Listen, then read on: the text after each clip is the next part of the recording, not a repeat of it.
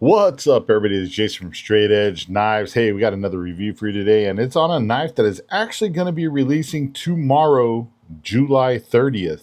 And it's coming from Worktuffgear, guys. And let's get a look at it, guys. This is the Asset.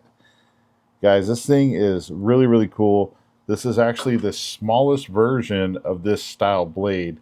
There's two other versions, the Commander and the Wilderness Warrior, and we'll show you guys those here in a minute. But this is the smaller version, and this is by no means in a small knife. This is a good size knife, guys. For it's going to be able to do a lot of good work and camping work. And I just love the blade shape and blade style. And Sean Hamilton, man, he did a great job designing these very, very cool blades. But first, before we get any farther into the review, guys, I do have to give a quick word from our sponsor, Wicked Industries. They are the makers of Wicked Wax and Wicked Clean. If I can flip the can around here. Guys, this is products that I use on my blades after I get done doing my reviews. They're all beat up, dirty. I clean them up with the Wicked Clean. I use the Wicked Wax to help keep them protective. I'm going to keep them in storage. I like putting it on the handles because it helps keep the handles nice and moisturized, I guess, if you will.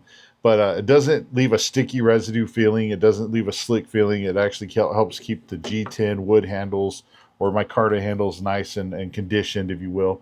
And, when you're done doing your reviews or you're done doing your field work, camping, whatever it is you're doing, a lot of times your hands are beat up. They're tore up. They got, cuts and scrapes. I like to use Wicked Rescue. This, guys, it was developed in conjunction with some wound care specialists to help your hands heal up a little bit faster and also keep them moisturized. If you get like really dry, cracked hands like I do, this stuff really helps a lot, guys. And it's good on a lot of different things. You got dry, ashy elbows, cracked feet, stuff like that. You can utilize Wicked Rescue on all those areas as well, and it really helps out a lot, guys. So definitely go check out Wicked Industries, guys. Great company. They make some really great products. Believer in them, and I thank them for helping sponsor the channel. I greatly appreciate it. But let's get back to talking about this Worktuffgear Asset. Man, this thing is just like any Worktuffgear knife I get, man. They are sharp as hell out of the box. I mean, Vic does the best job putting the edges on these things, man, and it is crazy. They hold up so well whenever I'm out there beating on this wood and chopping and stuff with these things. They just hold an edge, and it's just, they don't chip or roll. They just hold an edge, and it's just really, really good, really awesome. This is the second generation Asset, guys. So the first one I believe was SK85 still, if I remember correctly, and this one is coming in with the Bowler K329. And man, it's just a fantastic looking blade. Now, let me show you guys the other two versions real quick, so you guys can get a good idea of this. So this is the Wilderness Warrior. I've been out playing with this thing again. Actually, I need to use my Wicked Clean and clean it up. The Wilderness Warrior is what is basically like the mid-size version of this knife.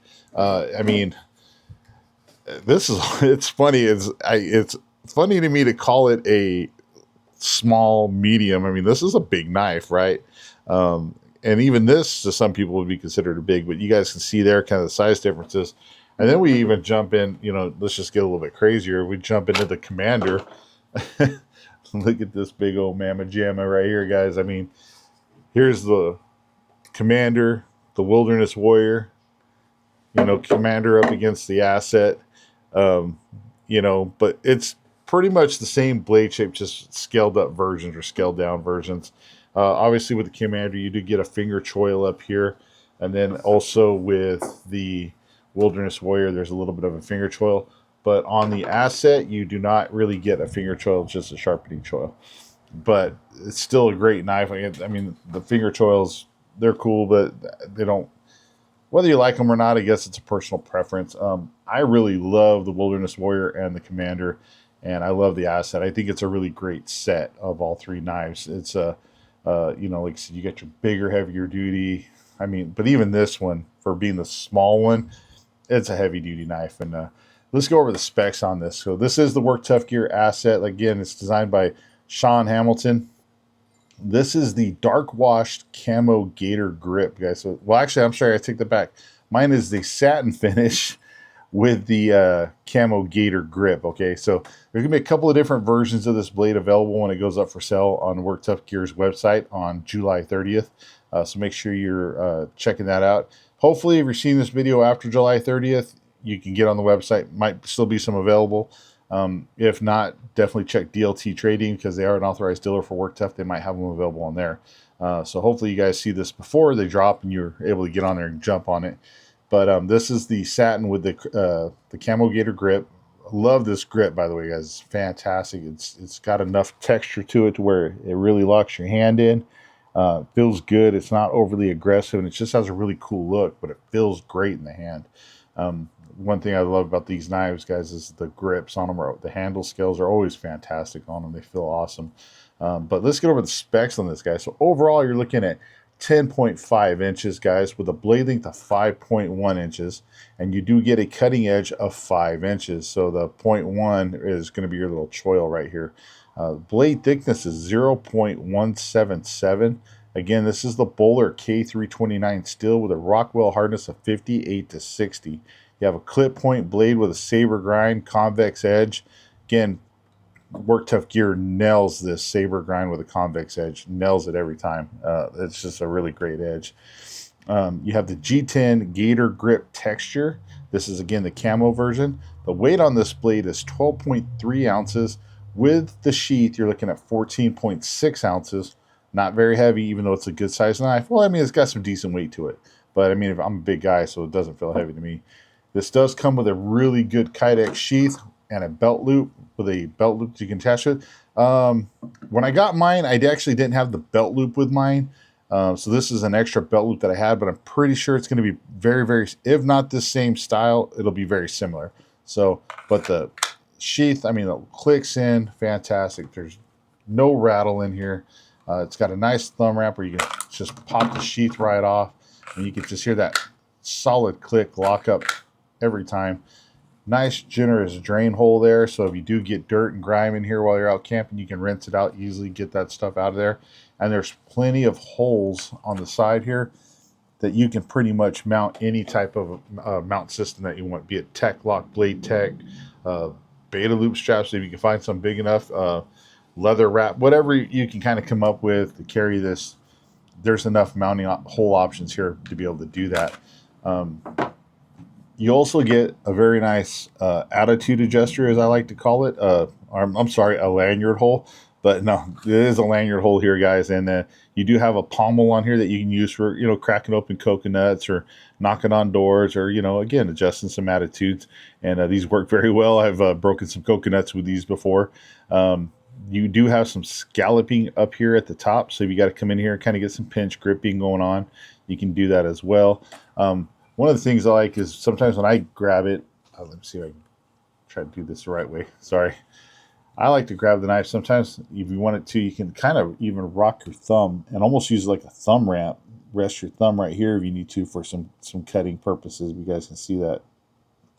That kind of feels good too. You kind of really also kind of locks your thumb in. You can wrap your thumb right here. So if you are coming in using that attitude adjuster you hit, this kind of acts as a ledge for your thumb to rest on to help keep your hand from sliding on the grip at all. So it works really well in that aspect as well. Reverse grip feels really good. You have some really nice jimping on the back that's nicely rounded, so it's not overly aggressive. It's not going to tear your thumb up. And as always, from here all the way up to the tip, pretty much, you have a 90-degree spine. So you can strike your ferro rod. Realistically, the best spot would be from here to here on the blade, but there is a swedge on here that has a little bit of a 90-degree, so you might be able to do some spark throwing with that. But let's see. I got my Uber leaving fire rod here, so we're going to go up here with a swedge. Let's see. All right, yeah, you could throw a little bit of sparks with it, but again, the back part right here is where you're really going to make it rain. You know what I mean? So, but again, if you had to use the upper tip part for whatever reason, you can. And then definitely this back spot right here. And you have some nice pullers on both sides of the blade as well. So, guys, we went over the specs, got you a good look at this. Now it's time to get over the testing area, and let's see what this bad boy can do. So let's get over there. All right, everybody, we're over at the testing area. Got a piece of wood stuck there, but got the asset out here, guys. And man, again, I just really love the way this blade looks. It has a gorgeous look to it, a good feel, a good weight. I really love the Wilderness Warrior and the Commander. This is this set of knives to me is just awesome. I love it. I did do a review on the first generation asset, so definitely go check that out. Held up fantastic, did a fantastic job with everything, and I expect no less from this Gen 2, and with this Bowler K329, probably going to be even better, guys. So, I mean, it's a great steel. I've tested some other blades out with that Bowler K329, and it's awesome. So, let's get into it, guys. So, we have the old jeans here, right? So, talk about, you know, people sometimes get into situations where they fall down, get hurt out hiking, camping, riding their bicycles or whatever. You might have to cut some clothing off, or for whatever reason in an emergency situation to render aid, things like that, or whatever. For whatever reason, you got to cut clothes off, right? As long as it's legal and safe, right? You can come in here. Look at that. It just cuts right through this like nothing. Oh, there we go. Cutting through pants, jean material, things like that. You're not going to have any issues. T-shirts, probably, you know, heavier, thicker jackets, stuff. You know, I think I am going to want to try to get a hold of a thicker jacket just to be able to cut through some of that stuff. But you got to come in, stab through and pierce things. You definitely can. That went all the way through, but I pulled it out of the stump. But, you know, the little chop on there, cut. I mean, it just does a nice job, really clean cutting. And with this clip point, even though it's a little bit of a wider clip point, if you guys can see that, it definitely has piercing capability. So, and we'll get one. I think I have my catalog. If not, we're going to figure that out with the wood, right? So, got some zip ties here. We're going to cut some of those here in a minute. So, we got some paracord here. You know, if you guys had to come in and do some paracord cuts, I mean, look at that. That was nothing, you know, right there with the tip. Cutting paracord, stuff like that. Do a little chop, cut them in pieces. Yeah, you're not going to have any issues doing that. We got some sissy rope here, guys. This stuff is, you know, this stuff's pretty abrasive. It's rough. It's a rough edge, you know. It's rough on a blade edge, I guess you should say. And I have an even thicker piece than this that will cut as well. But if you had to come in here and look at, just kind of do a push cut. Yeah. You can cut this stuff easy. Cut off little bits like this. Use this to help make your fire if you want to. Works really well. If you had to come in, just, you know, just cut a piece off. You could slice this through it like butter. Very, very easy. Whoop. If I can get a hold of this. Sometimes when I get these short pieces, I can't really hold on to them very well. There we go. Cut through. Got two pieces here. You need to chop them. Bam, chop them. There they go flying. So you cut through that sissy rope without any issues. Not a problem. Fire hose, guys. You guys seen this on my channel a million times now. If you watch me at all, you know this stuff is cut and abrasion resistant. It's made to go through all the wreckage and broken glass and fire. So it's really tough to cut. It's rough on a knife edge for sure, especially when it's old like this, because this has a lot of kind of dirt and grime and dust and whatever kind of still embedded into the canvas. Even though it's washed off, it's still embedded in there, right? So it is always rough on a knife edge, and it's not always the easiest thing to cut. So we're going to come in here and we're going to slice through a piece.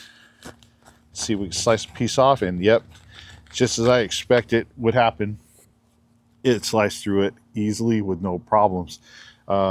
These edges on the Worktuffgear knives are fantastic. They just are. We had to come in here and let's stab this first before we chop it. Come in, stab right through it, absolutely right into the wood. You want to come in here and chop this right there. Pretty much chopped all the way through it. See that nice clean cut?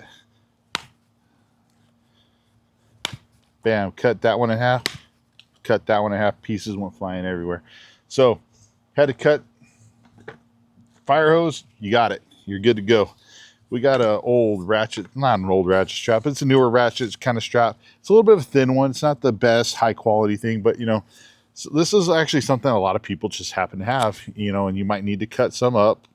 It might get tangled up while you're transporting Billy's furniture to college, you know. So you guys had to come in there, cut some of that stuff up. You're going to be able to do that without any issues. or any type of strap, really, I think you're not going to have any issues. If you can get through the fire hose that easy, right, I suspect most any ratchet strap and things like that, you're probably not going to have too many issues with. So we got that thicker sissy rope, guys. So you guys see that's a nice thicker piece. Again, we had to come in and just do a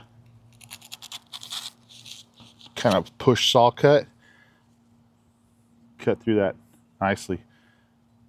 And then we had to come in and do a little chop. But you seen all that? See all that stuff go flying? There you go. Got that done. We got this rope right here. This is a, I don't know, some sort of a weird nylon, not even nylon, like a, I guess a nylon kind of cotton filled synthetic rope. It's nothing too crazy, but come in here, cut through that stuff easily as well. I mean, it's just chopping pieces off. Actually, that one chopped off and then embedded it in the log here. Like he's pulling pieces out of the log. So yeah, you can come in there and chop that stuff up easy. No problem. We got some of the yellow wrapped up around a bunch of stuff. The yellow poly rope, guys. So this stuff's a pain in the butt. It sucks. I hate cutting this stuff because it's just such a mess, but look at that. Slicing through. No problem. This is like 3 strands all intertwined together. Cutting through them. Easy. Come in here. Chop them. Like, again, you see the mess it makes. But this stuff isn't exactly easy on a knife edge either. And that's why I like to cut it up for you guys. So, got the yellow poly rope. Done. You can cut it up. Put it on the load, whatever it is you're carrying. You need to tie down, strap down. This is that 3,000 psi rated compressor hose, or this is the pressure washer hose. I do have the air compressor hose over there. I need to bring that one out too. But this one I like because it actually has like a hard piece of plastic that's kind of in it, along with like some nylon type material. Come in here, just cut a piece off and went flying over there. Let's cut this one off. There you go. See that? Nice clean cut. Another nice clean cut. So if you had to come in and cut like hose, stuff like that, fuel line, like maybe you're out working in the field, got a tractor, you got to fix a fuel line or something, you could easily come in and cut your hoses and stuff like that. Again, there's that piece of plastic innard. Kind of see that mess. So this stuff is not really that hard to cut, but it's also a little bit, if you don't have a good sharp edge, it's a little bit harder to get through that plastic innard part, right? But I do that every time. Every time I chop the stuff, it goes flying over there. I feel like I should set the camera up there so it flies at you, so you get that 3D effect. But had to cut up a hose like that. You definitely can. Sorry, I'm expecting my wife to call me right now, so I keep checking my watch. So, I mean, look at that. I cut right through that extension cord. Easy. Look at, I've had other knives, even bigger knives, where I have to really struggle to get through it. I just cut through that easy, like butter. Here's 2 pieces. If you had to do a chop, I just chopped them all. I just chopped it in half. They went flying. That was a little hit. I barely, pretty much got all the way through it, but I didn't hit it super hard. There it goes. It went all flying. So if you had to do that, you definitely can. You can cut that stuff up. Extension cord, things like that. Definitely cut that stuff up and take care of it. Let's say for whatever reason, you got some zip ties here. I forgot to set this up ahead of time, so we're going to do it on the fly. But zip ties, everybody uses them. They're great, but they're also, you also run into problems sometimes where, okay, yeah, you put them on, now you need to cut them off. And zip ties, they're pretty tough, right? Like they're, especially depending on which ones you buy. These ones are fairly large, kind of heavy duty ones. So again, you got these wrapped around, I don't know, your rope or something, keep it in place. You need to get to your rope, whatever. You got some zip ties, you got to cut them off. We're going to come in here and pop those right off, just like that. So, and we'll leave this out because we're going to use it right now. That old zip tie trick I actually learned from our buddy Scott over at Choir Boys Cutlery. Scott, love you, buddy. Hope you don't mind me using your test there. It's a good test though. I like it. Actually, I want to get some of those really, really thick, heavy duty zip ties and start doing that. But stuff ain't free, guys. I got to buy it. So sometimes it's like whatever. But we got through all of our cutting type of stuff. And now we're going to get into some of the wood stuff that we could do with this knife. Had a guy actually comment on one of my videos the other day. It's like, oh, it's funny to see, you know, somebody using wood they bought at Home Depot for bushcrafting. And I'm like, well, dude, I don't live in a forest, right? I'm like, I live where I live. It's pretty much in a city. You know, I am able to get some seasoned almond wood from time to time. Sometimes I get, you know, branches that come off a tree around the house and things like that. But I have to use kind of what I can get my hands on sometimes. And sometimes, you know, it's 2x4s and 4x4s from Home Depot. Okay, it is what it is.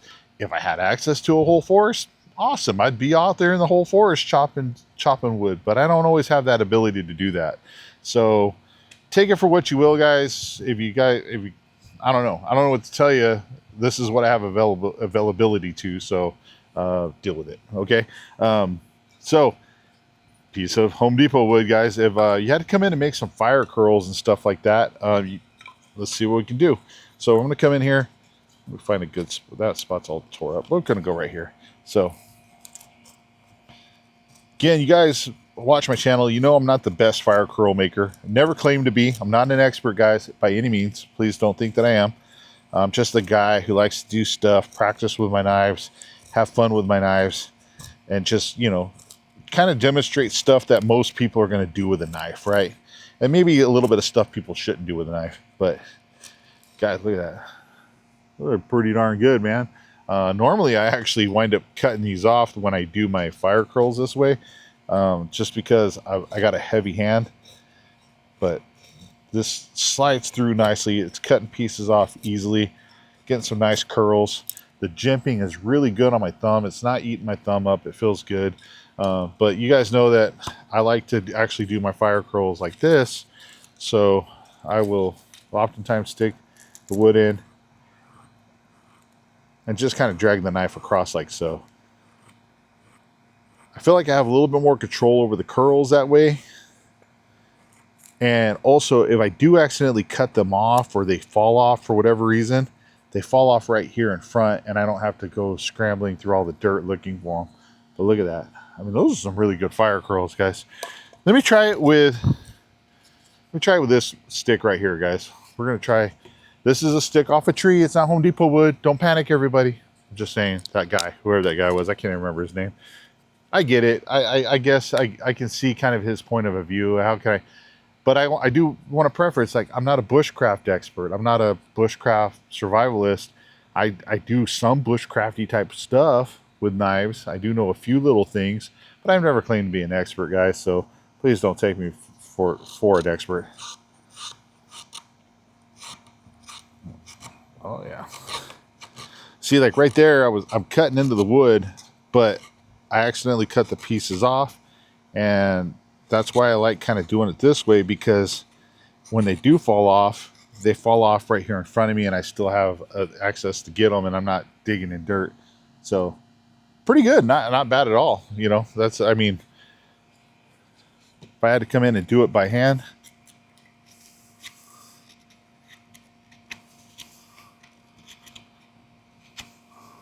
oh yeah, even doing them by hand comes out really nicely. This, again, these edges are just so good that it just makes it easy. I was going to make a tent stake with this, so we are still going to do that. So let me cut this piece off right here.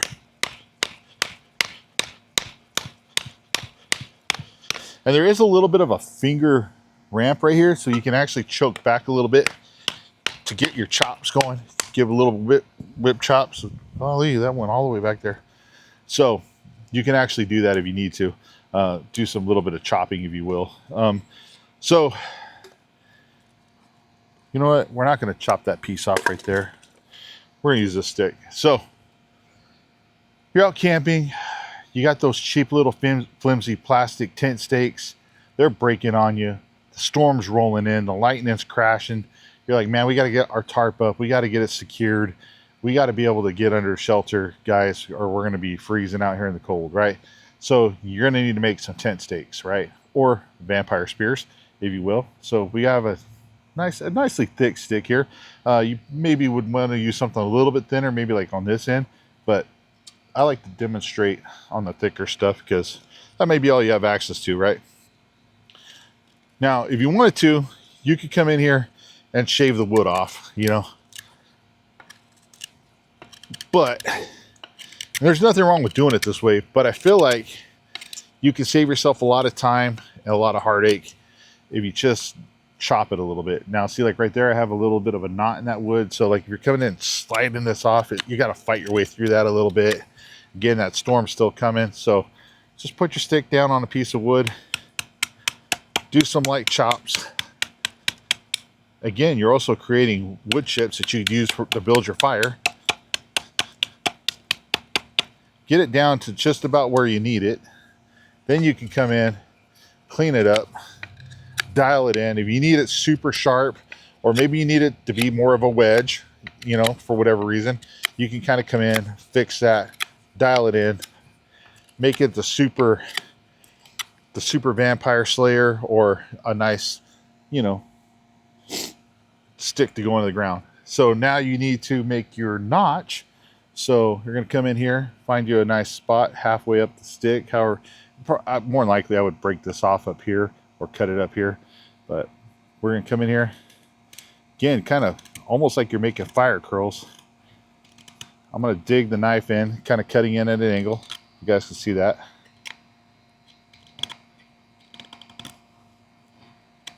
I like to get about at least a good quarter of the way into the stick, if not half.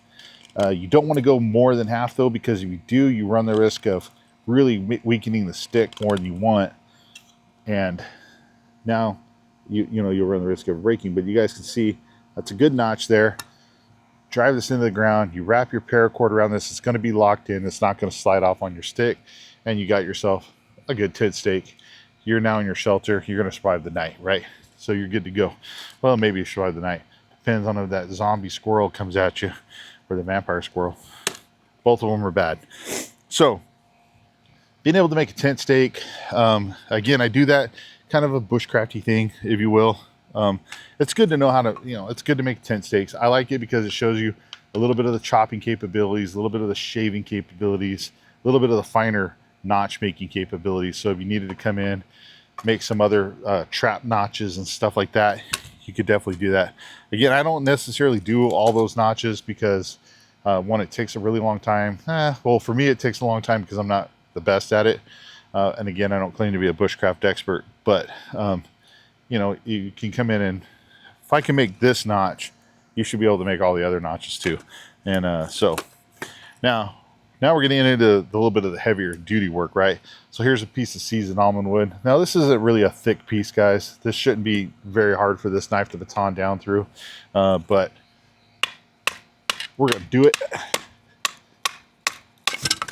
Oh. So split that easy, not a problem. Again, if you had to come in here and make some fire curls with this, like you just split this wood, now you got down to the dry stuff. This is that seasoned almond wood, guys. So this isn't stuff that I bought at Home Depot. I know I'm kind of harping on that a little bit, but it just seemed like kind of a, I don't want to say a jerk thing to say, but kind of came across that way as it was typed, I guess. So, but that's okay, guys. Everybody's entitled to their opinion. Again, so I was able to make some curls right there. Again, I probably would rather prefer to do it this way. I feel like I can make them a little thinner, a little bit more acute, if that makes sense. Because we all like acute fire curls. Nobody likes ugly fire curls. We want cute fire curls. So you guys can see I was able to really make some good curls there. Break those off, help me make my fire. We're good to go, If you had to come down and, again, this is seasoned almond wood. Seasoned almond wood is very hard, guys. It works really good for campfires and barbecue, actually, too. Barbecued over a lot of seasoned almond wood. But this stuff is pretty hard. So if you had to come in and maybe, I don't know, make a bigger, some sort of a spike for whatever reason, or maybe a wedge, you got to slip a wedge under you're building a rock wall, you got to make some wedges to help secure it somehow. You know, you can come in here. Yeah, there's a wedge, just like that. Easily chopping this wood.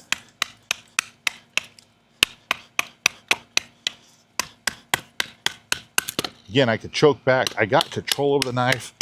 Feels good. I don't feel like there's a hot spot. I'm able to just chunk through that wood like nothing, and it works really good that way. Here's a thicker piece of seasoned almond wood. So we're gonna go across the grain this way. This one's sort of split right through here. This is a little bit of a bigger piece for sure, but it's not without. It's within the realm of the blade, right? If you guys can see that. That's the one thing with smaller knives. You don't want to try to baton like giant thick logs. If you can't hit the end of the knife, you're gonna have issues, right? Look at that. Not a issue. Let me wedge that out a little bit. Got that piece that broke out. That'd make for a good fire. And as I'm doing this, guys, you can see that I'm hitting the tip of the blade, and this tip is just a robust tip, guys. That's what I like about these clip point designs that Sean and Vic have done on these blades. Oh, there we went. Almost took my camera out, guys. Sorry, gotta make sure we're still in frame here. That would have not been good, guys, because my camera ain't cheap. But there we go. Split that piece off. Bam, and went flying. You're able to rock and roll. Let's do some stabbing tests, because I ran out of my catalog. I need another catalog, guys. But come in here, stab this hard wood. We're gonna go left and right with it. Again, I would not recommend stabbing your knife into wood and prying left and right, because you're definitely running the risk of breaking a tip or bending a tip. But with this one, I'm not really worried about that with this knife, because the way they swedge this, the thickness behind it, it's a rough and tumble blade. This is going to be able to handle some of that harder task, right? Do I suggest you do that? No, I would only maybe do that in an extreme circumstance. Again, just like with batoning, it's not something you should do all the time. Some knives are really built to handle it. I feel like Worktuffgear blades are, but theoretically, if you have access to an axe or saw, you should definitely use that first. But if you don't, you can trust that you can baton through some wood with a Worktuffgear blade, guys. So, again, getting back to that tip though, here's the kind of board that I always stab. I stab it like 10 times, then I do the bow drill divot stuff. So we're gonna do that right here. 1, 2, I'm going left and right. 3, 4, 5, 6, 7, 8, 9, 10. Now, look at this. I mean, I was able to pry some chunks out of that, guys. Let's look at this thing. Still super pointy, still straight as an arrow. It's still ready to rock and roll. And look at that. Those kind of chunks I was able to get out of there. Again, man, with this tip, on this one, the Wilderness or the Commander, you can get away with kind of doing that. Crank this bad boy around. This puts a lot of pressure on the tip and the edge towards the tip, which are typically the thinner parts of the blade, or thinnest parts of the blade, at least in my opinion. And that's why I like doing this test right here, is it really puts a lot of pressure on that edge of that tip. Now, is this a test that I would do with every knife? No, it's not. I have to look at the knife and determine, okay, what's this knife intended use? What's it designed for? You know what I mean? Like if it's got a really thin, like a dagger tip, I'm not going to do this test. That test is made to penetrate in to zombies and stuff, not bore out holes in wood, right? So you got to kind of at least think about your tools.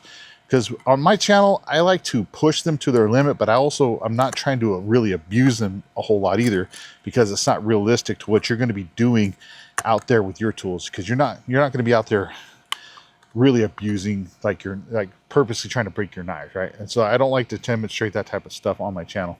But sitting there cranking around on the thing, still got a really sharp tip. I mean, this thing's still going to penetrate, and it's completely straight, no damage to the edge, no damage to the tip.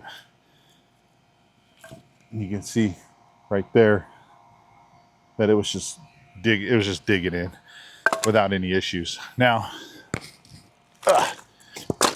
here we have a piece of concrete block, and I am going to move my phone for this because in case the concrete falls. We're gonna pop this thing a few times with the attitude adjuster. Again, I'm gonna lock my thumb over the top just to lock it down, and then we're gonna come in. Oh, there went a brick right there. Broke a chunk off. Gotta make sure I get that out of my grass before I mow it. Woo, yeah. Cracked another piece. Yeah, so you had to come in, pop somebody in the head, pop a zombie in the head, adjust their attitude, or crack open a coconut or soft shell crab while you're out surviving in the wherever. Yeah, you could definitely do it. And the handle scales, that's a lot of force and vibration going into the butt of the handle, and the handle scales are still straight. Everything's still tight. No issues at all. Even hit the back of the G10 handle scales a little bit here, hitting it, and they're just a little bit scraped up, but nothing bad at all. So definitely come in again, adjust those attitudes, not a problem. Man, this thing, guys, this is a great outdoor knife, a great EDC camp knife. I'd go so far as to even say this would be a great military field knife. It's got a lot of self-preservation capabilities to it. It's robust to do those harder tasks, survival tasks. You imagine a zombie with a helmet on, you donk that zombie, you're gonna make them think twice about it. And you can start fires with it, you can process wood with it, you'd be able to field dress some game with. It's just a great overall knife. It's a great design, very utilitarian, very useful. Love the clip point style to it. It's just a great package overall, guys. And you know what? Speaking of donking some helmets, stand by real quick. All right, guys. This is a DOT approved motorcycle helmet. Okay, this is my old helmet. I don't ride anymore. There's too many crazy drivers out there. Been in too many wrecks, so I gave it up. I know it sucks. I do miss it sometimes, but this is my old helmet. I did use this in another video where I punctured into the top of it a couple of times with the spiky end on it. But guys, we're gonna pop this on top real quick. Let's see what this attitude adjuster can do. Oh yeah, okay, that looks a little dent. Oh. It's not bad, guys. Look, it left some pretty decent little dents in there, and it cracked it, and it left some nice, good dents. And I'm going to tell you, if I was wearing this and somebody donked me in the head like that, it hurt. I think it would definitely ring your bell, give you a nice little adjustment. All right, guys, we're going to do it. Oh. Not bad. Let's check this tip. Still good. I don't know, guys. I think we can. Let's see how. Oh, yeah, that was a lot better. Woo. Check that tip. Guys, see there? Right there. So, hey, that's a pretty tough helmet, guys. It's made to protect your noggin if you go down on a ride. And that left a pretty good little hole there into that helmet, and the attitude adjuster, would have rang that bell. So that zombie would have had a headache for sure. So, guys, I don't know when you're watching this video. Hopefully it's before July 30th, 2025, because these are dropping July 30th, 2025. I'm going to put this, it's July 29th right now. I'm putting this video up tonight. This blade is awesome. July 30th, Worktuffgear's website. There will be a link to the website down below, as well as DLT Trading. So if you missed the drop on Worktuff's site, definitely go check out DLT Trading. They might have some available there, or there probably should be some coming soon to that website. Don't quote me on that. I'm guessing. But guys, this asset is fantastic. The Wilderness Warrior, fantastic. The Commander, fantastic. Worktuffgear, fantastic, guys. Fantastic. I love Worktuffgear knives. I swear everyone that I've tested has been a beast. They have kicked ass. They've held their edges. They're tough as shit. Pardon the language. They're awesome, guys. I can't. Vic over there, Vic Lynn, buddy, you're killing it, man. Like, these blades, I can't. I get so excited when I get to review a Worktuffgear blade, because I just know that it's going to perform and it's going to do a fantastic job. And I love them, man. I mean, I can come in and beat the tar out of stuff, make some good fire curls, you know, process some wood, do some chopping, you know, even with a smaller blade, I'm like coming in here and just chopping, man. It just eats through the wood, no problem. And it's just, and I feel it, I'm like, the edge is still there. So definitely an awesome blade, guys. Go check them out. Make sure you pick one up.